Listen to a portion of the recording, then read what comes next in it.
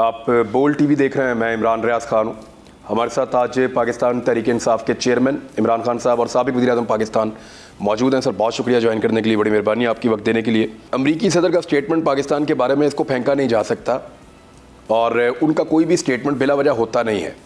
बड़े लंबे अरसे से वो पाकिस्तान के बारे में बात करने से गुरेज भी कर रहे थे।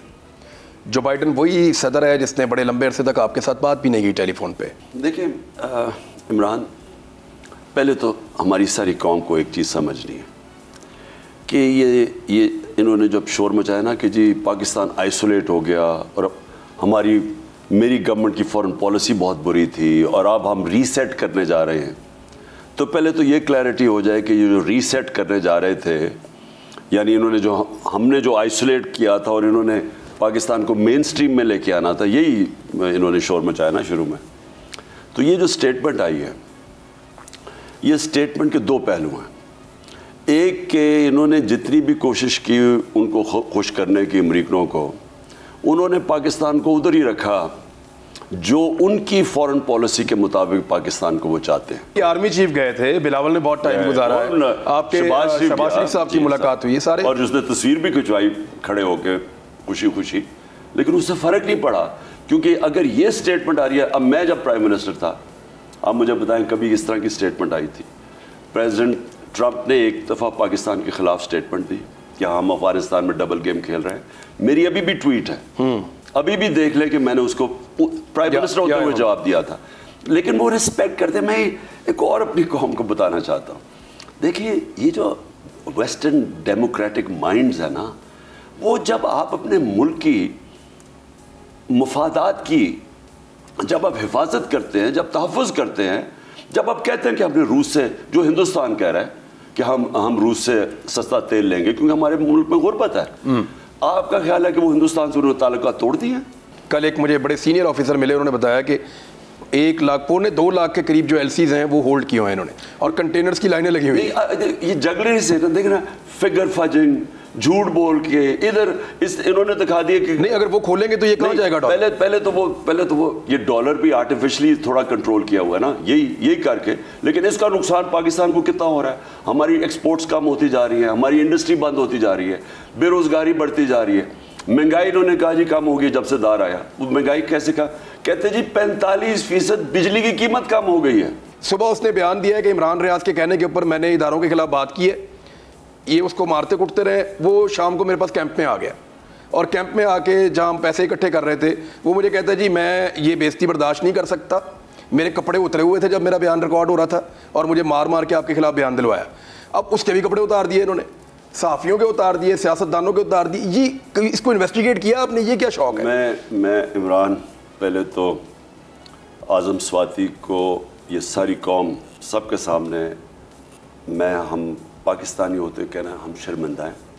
हम आपसे माफ़ी मांगते हैं पाकिस्तानियों से कि एक 75 साल के आदमी को, यानी जो भी उसने लिखा उसके तरीके हैं, उसको अदालत में लेके जाएं, कन्विक्ट करवाएं, लेकिन उसको 3 बजे उठा के नंगा करके जलील करके, और पता नहीं क्या, जो गिल से भी उन्होंने वही किया, उसको भी उठा के नंगा करके मारा, तशद्दुद किया।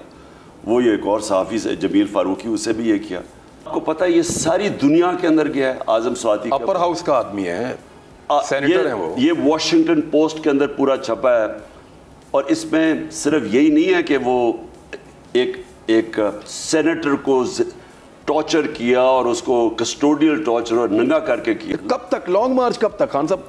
वो कंटेनर पड़े पड़े सड़ गए हैं यहाँ पे, लोग बोर हो गए हैं, they are begging for long march. यानी अब इस वक्त हुकूमत को अगर कोई रेस्क्यू कर सकता है तो वो आपका लॉन्ग मार्च कर सकता है, या हुकूमत के सहूलतकारों को अगर कोई फ़ायदा दे सकता है इस वक्त, तो सिर्फ आपका लॉन्ग मार्च है। देर ऑल वो सब उसी की तरफ देख रहे हैं कि उम्मीद है कि शायद इमरान खान हमें बचा लें। मैं जो अब प्लान कर रहा हूँ ना इमरान, मैं ये ऐसी एक चीज़ कर रहा हूँ कि क्योंकि मैं एक्सपर्ट हूँ ना इसका, यानी प्रोटेस्ट का, पूरे 126 दिन के धरने का, मैंने ये सारा सब कुछ आजमाया हुआ है। तो ये मैं कर वो रहा हूँ और मैं बता किसी को नहीं रहा, क्योंकि मेरे अंदर से हमारी अब तो एक एक चीज़ रिकॉर्ड होती है, मेरी हर चीज़, टेलीफोन, ये वो, पता ही नहीं हमारे इधर लोग कौन हैं। तो इसलिए मैं बड़ा अपने पास रख रहा हूँ कि एग्जैक्टली क्या करना। लेकिन ये जो होगी, ये मैं इंशाल्लाह, अल्लाह के ऊपर ईमान है, वो कामयाबी वो देता है लेकिन इंशाल्लाह जो मैं पब्लिक पल्स देख रहा हूँ, पाकिस्तान की तारीख में कभी इस तरह की आवाम नहीं निकलेगी इंशाल्लाह, जो इस मार्च में निकलेगी। कब निकलेगी? इसी महीने। ये जो महीना होगा अक्टूबर में। लॉन्ग, अच्छा अक्टूबर में अनाउंसमेंट हो गया, लॉन्ग मार्च चल पड़ेगा? होगा ही अक्टूबर में, सब कुछ ही अक्टूबर में होगा। लॉन्ग मार्च ये अक्टूबर के अंदर होगा जी, आखिरी 10 दिनों के अंदर। वो मैं अभी कंफर्म नहीं कर सकता, मैं किसी वक्त भी अनाउंस कर सकता हूँ जब मैं समझूंगा ना कि मेरी तैयारी। आपको कितना टाइम चाहिए लोगों को बुलवाने के लिए? क्या आप लोगों को 2 हफ्ते का, 1 हफ्ते का टाइम देंगे या कहेंगे निकलो फौरन? मैं 1 दिन का भी टाइम दे सकता हूँ, लेकिन मैं सिर्फ इंतजार ही कर रहा हूँ कि मेरी वो तैयारी कंप्लीट हो इस बारी, क्योंकि वो जब मैंने 25 में था ना, तो वो मैं उस तरह। आप हुकूमत के किसी बड़े फैसले का इंतजार कर रहे हैं कि पहले तुम कर लो तो फिर मैं करूँ? कोई फैसला नहीं। अगर तो उससे पहले वो इलेक्शन अनाउंस कर देते हैं तो फिर वो रुक जाएगा, लेकिन उन्होंने अब करना नहीं इलेक्शन अनाउंस, क्योंकि मुझे पता है घबराए हुए हैं सारे इलेक्शन। मेरी इन्फॉर्मेशन के मुताबिक ये हुकूमत कुछ बातें नहीं मान रही, और अगर आपने लॉन्ग मार्च कर लिया तो मनवाने वाले मनवाने में कामयाब हो जाएंगे। देखिए इमरान, मैं इतना जानता हूँ कि इनका जो इंटरेस्ट है ना, वो सिर्फ इंटरेस्ट ये है कि पहले अपने सारे करप्शन केसेस ख़त्म कर दे, जो कर रहे हैं आहिस्ता आहिस्ता। पाकिस्तान डिफ़ॉल्ट के किनारे पे है। अगर आप एक लॉन्ग मार्च लेकर आते हैं और उस वक्त हुकूमत ये अनाउंस कर देती है तो ये तो आपके खाते में डाल देंगे। ये क्या, ये जो 6 महीने ये हमारे खाते में है?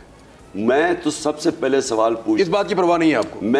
मैं इनसे सवाल पूछता हूँ कि ये जो जुर्म इन्होंने किया इस कौम से, ये साजिश करके, सिर्फ पाकिस्तान इकोनॉमिक सर्वे को पढ़ ले, जो हमारी परफॉर्मेंस थी सिर्फ वो पढ़ ले, वो इनकी पब्लिश की हुई इकोनॉमिक सर्वे है। उसके मुताबिक पाकिस्तान की 17 साल के बाद 2 सालों में बेहतरीन ग्रोथ रेट। आप इंटरनेशनल इदारों से पूछ लें, जिस तरह पाकिस्तान ने इतना रिकॉर्ड एक्सपोर्ट्स हो रही थी। नहीं और जो कोरोना से हमने डील किया, दुनिया मानी है वो क्राइसिस था, हमने कैसे डील किया, हमने कीमतें कैसे नीचे रखी, हमने सब्सिडाइज किया पेट्रोल और डीजल, जो आज मगरब में सारी जगह हो रहा है, जर्मनी वगैरह एनर्जी को सब्सिडाइज कर रहे हैं। हम पहले थे, अपने लोगों को बचाया हमने, टैक्स कलेक्शन रिकॉर्ड की, मुझे बताएं एक्सपोर्ट्स रिकॉर्ड, टैक्स 4 हमारी जो किसान थे, जितना पैसा किसानों के पास गया हमारे दौर में, और जो उन्होंने 4 बम्पर क्रॉप्स किए, तो उस मुल्क को उधर से लेके इन्होंने जो आज पहुंचा दिया, एक मुजरिम तो ये है कौम के। मैं इमरान खान हूं, आप बोल्ड न्यूज देख रहे हैं। सबसे बड़ा चैनल बोल, सबसे बड़े एंकर इमरान रियाज खान के प्रोग्राम इमरान खान बोल के साथ में रेटिंग के तमाम रिकॉर्ड तोड़ दिए। 56% नाज़रीन ने बोल न्यूज को देखा, सोशल मीडिया पर भी सबने ज्यादा देखा। सब्सक्राइब करें और बेल दबाएं ताकि कोई खबर रह न जाए।